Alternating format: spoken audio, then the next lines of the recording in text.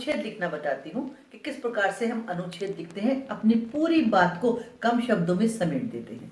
आप निबंध लिखना जानते होंगे, अनुच्छेद लिखना भी जानते होंगे।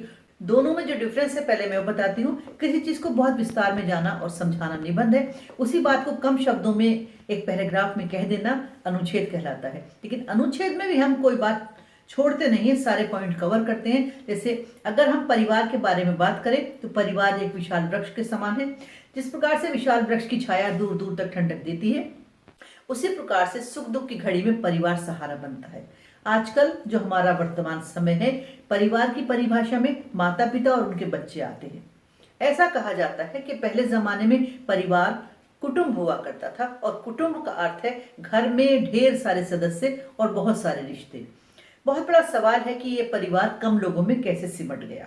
उसके बहुत सारे कारण हैं, जैसे सहन शक्ति का कम हो जाना, स्वार्थ, समय की कमी।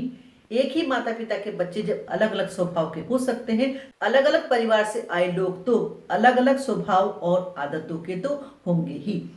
उन सब के साथ सामंजस्य रखना एक कला है। जल्दी के इस दौर में इस कला का अभाव होता जा रहा है।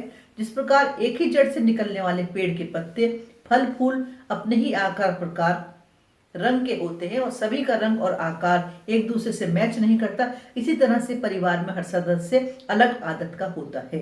लेकिन उनकी इस डिफरेंट आदतों के साथ अच्छी बातों को याद रखा जाए तो परिवार बिखरने से बच जाता है और सुख दुख में एक दूसरे के साथ खड़े रहें। कहा जाता है ये काम बड़ों का है, दोनों तरफ से कोशिश होनी चाहिए। बड़े भी कोशिश करें और छोटे भी कोशिश करें, तभी परिवार कुटुंब बना रह सकता है, जिसके लिए एक छत के नीचे रहना इतना जरूरी नहीं जितना परिवार के सदस्य हर किसी की बात पर ध्यान दें।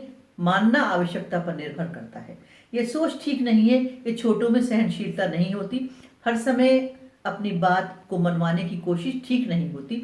हर किसी को स्पेस देना चाहिए। सभी अपने जीवन में अपने अनुभव से सीखना चाहते हैं। वो जमाना चला गया जब दूसरों के अनुभव से जीवन बिताया करते थे। इसलिए सभी के थॉट्स को वैल्यू देनी चाहिए, तभी जिंदगी के हर क्षण हर स्टेज को सुख चैन से हम बिता सकते हैं। ये परिवार या कुटुंब पर आपका हो गया अनुच्छेद। इसी को हम जब विस्तार से लिखेंगे तो वो हमारा कहलाएगा निबंध। मैं उम्मीद करती हूँ कि आपको ये अनुच्छेद लिखने में अच्छा लगता होगा, क्योंकि कम शब्दों में अधिक नंबर आ जाते हैं। लेकिन अनुच्छेद लिखते समय इस बात का ध्यान रखना है कि हमें बंधे बंधाए शब्दों में अपनी पूरी बात को इस तरह से कहना है कि पढ़ने वाला उसको अच्छी तरह से समझ जाए। मेरी बात को आप समझ रहे होंगे। जो भी अनुच्छेद पढ़ें उसको बहुत ध्यान से पढ़िएगा और हमेशा ध्यान में रखिएगा कि ये निबंध नहीं। Thank you.